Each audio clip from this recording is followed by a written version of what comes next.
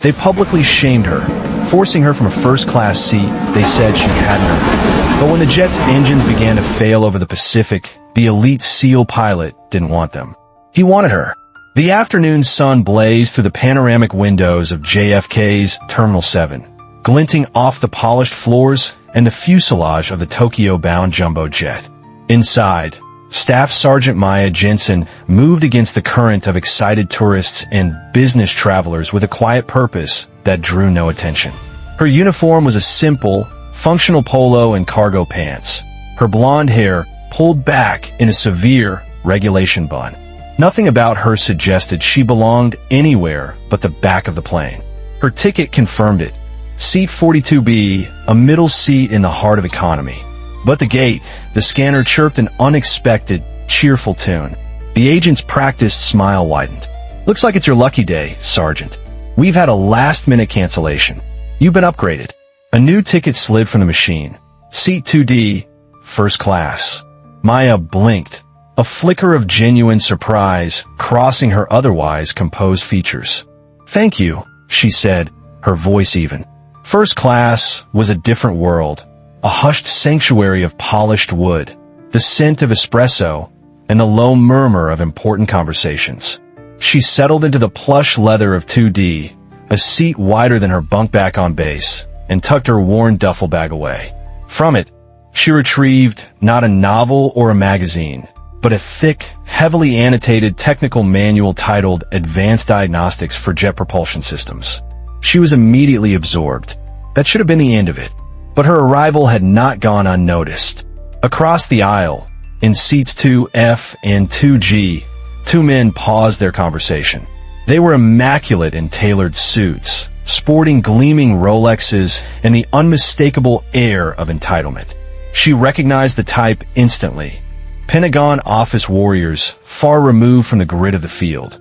Captain Thorne, the broader of the two, leaned towards his companion, Captain Riggs, and muttered, just loud enough to be heard, "Since when do they let the ground crew sit up front?" Riggs snorted, swirling the ice in his whiskey. "Affirmative action hire, probably. Some pencil pusher who ticks a box. They bump her up while guys who actually make decisions fly coach. It's a joke." Maya turned a page, the diagram of a turbine engine holding her focus. She'd heard variations of this monologue in hangars and briefing rooms for years, the tired rhetoric of men who measured worth by rank and not by skill. But Thorne wasn't finished. He flagged down a passing flight attendant with an imperious snap of his fingers. "Excuse me," he said, his voice dripping with condescension. "I think there's been a mistake. This section is typically for paying customers or high-ranking officers. She doesn't exactly fit the profile." He gestured dismissively toward Maya. The flight attendant, a young woman caught in the crossfire, flushed. Her professional smile wavered. She glanced at the two captains, then at Maya, who remained impassive, her eyes on her book. "Ma'am," the attendant began, crouching beside Maya's seat, her voice a low, apologetic whisper. "I am so sorry, but it appears there was an error with the seating manifest. We're going to have to ask you to move to your original seat." Without a word, Maya placed her bookmark, a well-worn fuel flow diagram, into the manual and closed it. She met the attendant's gaze with a look devoid of anger, only a quiet, weary acceptance. "Of course," she said. She stood and stepped into the aisle. The entire first-class cabin watched. Thorne and Riggs leaned back, triumphant smirks on their faces.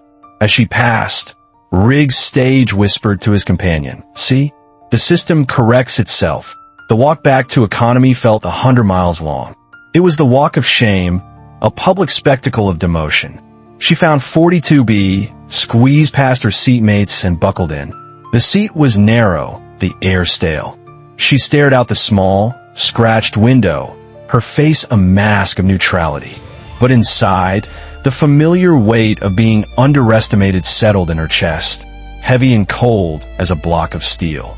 As the aircraft ascended, leaving the New York coastline behind, the cabin settled into the familiar rhythm of a long-haul flight. The lights dimmed, movies flickered to life, and the drink cart began its slow journey down the aisle. From the front of the plane, The occasional burst of laughter from Captains Thorne and Riggs drifted back, a faint but persistent reminder of the earlier humiliation. They were loudly discussing military budgets, their voices carrying an air of authority that Maya knew was hollow. "The real fight," Thorne declared, "is won in strategy rooms, not by turning wrenches." Maya ignored them. In the cramped confines of Seat 42B, she had become invisible, just another face in the crowd, and she preferred it that way. Invisibility was a form of camouflage she had perfected over a decade of working in cavernous hangars, her expertise hidden beneath grease-stained coveralls.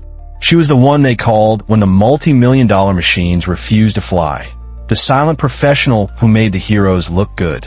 She tried to focus on her manual, but her senses were on high alert, a habit ingrained from years spent listening to the subtle language of aircraft. And this plane was beginning to whisper. It wasn't the turbulence that occasionally rattled the cabin. It was something else, something beneath the threshold of normal perception. A high-frequency vibration, almost imperceptible, resonated up from the floor, a faint thrumming she could feel in the soles of her boots. It was the kind of vibration that spoke of a bearing under stress or a harmonic imbalance in a turbine blade. Then came the smell. It was faint, masked by the scent of coffee and recycled air, but it was there, a sharp, metallic odor, like ozone after a lightning strike. It was the smell of overheating electronics, of insulation beginning to cook. Her eyes narrowed. She leaned closer to the window, her gaze fixed on the massive engine hanging under the wing. The exhaust shimmer was steady, the housing immobile. To anyone else, it was a picture of perfect mechanical function. But Maya's instincts, honed by thousands of hours of diagnostics, were screaming that something was fundamentally wrong. She closed her eyes, filtering out the cabin noise, and focused solely on the sounds and sensations of the machine, carrying them 7 miles above the unforgiving Pacific. The whispers were growing louder, promising a conversation she knew no one else was prepared to have. An hour later, the whispers became a shout. The first clear sign was a violent flicker of the cabin lights, plunging the plane into momentary darkness before they returned with a sickly, yellow hue. A collective gasp swept through the passengers. Then the high-pitched, insistent chime of a master warning alarm echoed from the cockpit, a sound designed to cut through sleep and complacency. The acrid smell of ozone was now unmistakable, thick and alarming.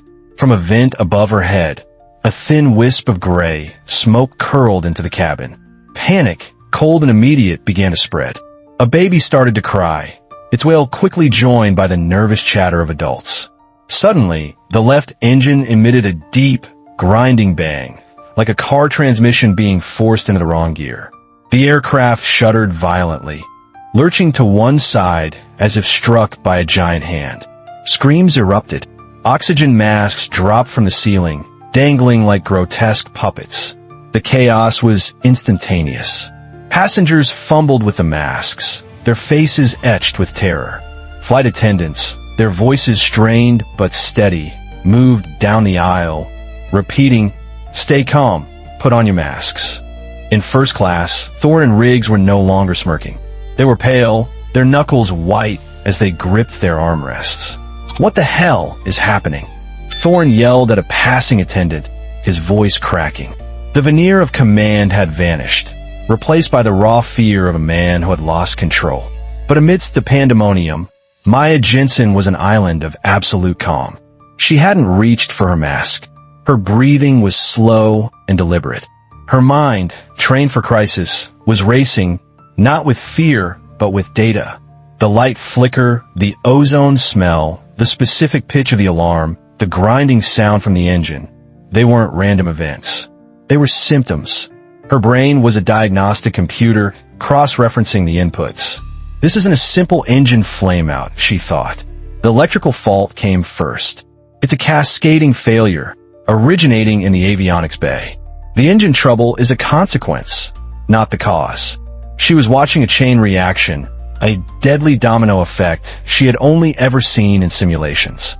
And she knew, with chilling certainty, that the standard emergency checklists would be useless.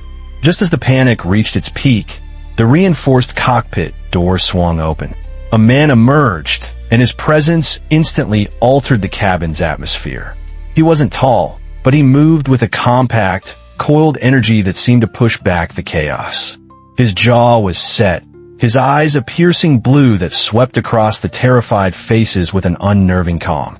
Pinned above the pilot's wings on his uniform was the gold trident of a Navy SEAL. This was Commander Alex Riptide Vance. Captains Thorne and Riggs, seeing a symbol of authority, unbuckled and lurched into the aisle. "Commander!" Thorne shouted, his voice shrill. "What is going on? You need to tell us what you're doing.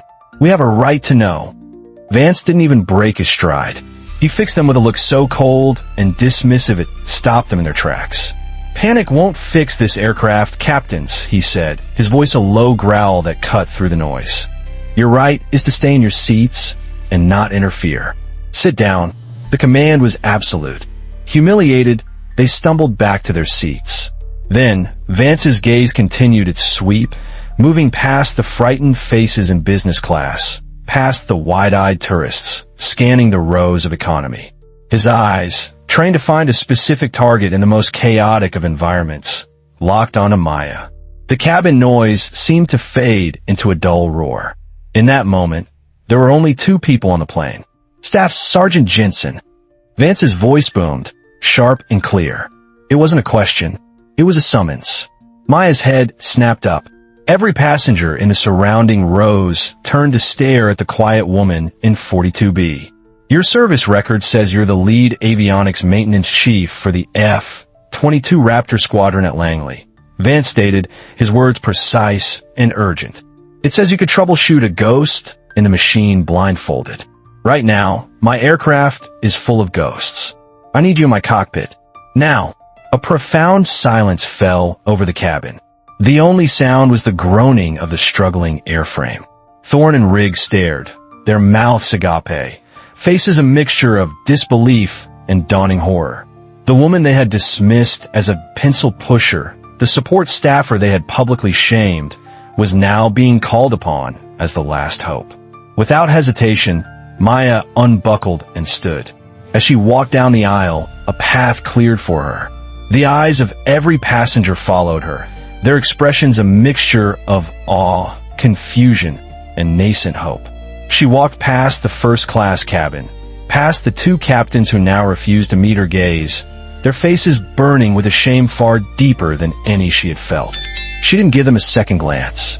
Her focus was entirely on the open cockpit door and the crisis waiting within. The cockpit was a symphony of failure. Red and amber lights flashed across the panels, and a cacophony of alarms blared in competing, nerve-shredding tones. The air was thick with the smell of burnt electronics. The co-pilot, a young officer named Evans, was drenched in sweat, his hands tight on a control yoke that was bucking and kicking against his inputs. "Strap in," Vance ordered as Maya dropped into the jump seat behind them. "Give her the rundown, Evans." "Multiple system failures, Commander," Evans shouted over the din. "Autopilot is gone, navigation is unreliable, and the fly-by-wire system is throwing contradictory errors. We're losing hydraulic pressure, and the left engine is threatening to tear itself from a wing. Nothing in the emergency manual covers this." Maya ignored the alarms. She ignored the panic in the co-pilot's voice. Her eyes scanned the instrument array, not as a collection of individual warnings, but as a single, interconnected system.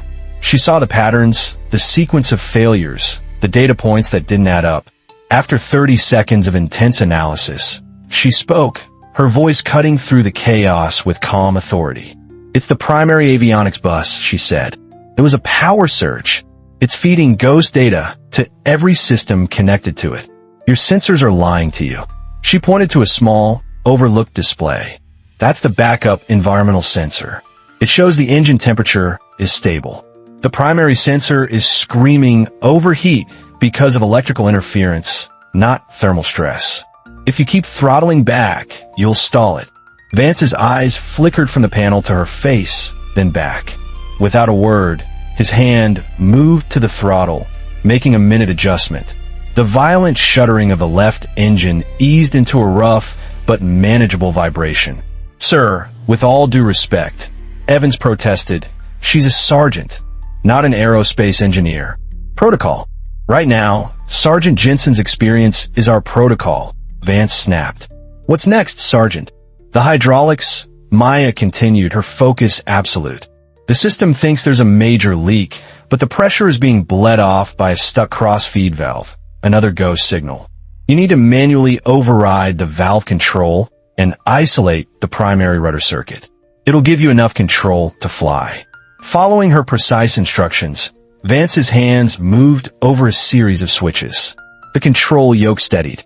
The aircraft, which had felt like it was on the verge of tearing itself apart, began to respond to their inputs again. Evans stared at her, his expression one of pure astonishment. "We need to land." "Now," Vance said. "Nearest runway capable of handling us is a military airstrip on Adak Island in the Aleutians. It's a long shot, and we're flying into a storm." Through the windscreen, flashes of lightning illuminated a terrifying wall of black clouds. The next hour was a brutal fight for survival. Turbulence slammed the aircraft, but Maya's voice remained a steady, guiding presence, anticipating failures before they happened, suggesting adjustments based on the sounds and feel of the airframe. Knowledge that could never be learned from manual. As the storm-battered runway lights of Adak appeared through the driving rain, the landing gear alarm blared. "It won't deploy," Evans yelled. "Gravity drop," Maya commanded instantly. "The hydraulics are too unstable. Use the manual release." With a sickening clunk, the gear fell into place. "This is going to be rough," Vance warned. The impact was brutal, a bone-jarring slam that threw them against their harnesses. A tire exploded, and a massive plane slewed sideways, screeching across the wet tarmac in a shower of sparks. Vance wrestled with the controls, fighting to keep them on the runway. Finally, with a groan of tortured metal, the aircraft shuddered to a halt. Silence descended, broken only by the drumming of rain and the sound of 200 people gasping for breath. For a long moment, no one moved. The only sound in the cockpit was the ticking of cooling systems and the rain lashing against the windscreen. Then, from the cabin behind them, a sound began to build. First a single sob of relief, then scattered applause, which quickly swelled into a thunderous ovation. They were alive. Vance methodically powered down the remaining systems. In the sudden quiet, he turned in his seat and looked directly at Maya. His face, etched with the strain of the last hour, held a look of profound respect. "That landing, Sergeant," he said, his voice heavy with meaning, "is going in your column." When the cabin doors finally opened, the cold, clean air of the Aleutian Islands rushed in, smelling of rain and salvation. Emergency crews and vehicles surrounded the battered aircraft, their flashing lights painting the scene in strobes of red and blue. The passengers deplaned onto the tarmac, huddled together in the rain, staring in awe at the machine that had almost been their tomb. Maya emerged last, shouldering her simple duffel bag. As she stepped onto the wet ground, she saw Captain Vance striding towards her. In full view of every passenger, every firefighter, and every member of the ground crew, Commander Alex Riptide Vance, a decorated Navy SEAL and a man who had just saved their lives, came to a halt in front of Staff Sergeant Maya Jensen.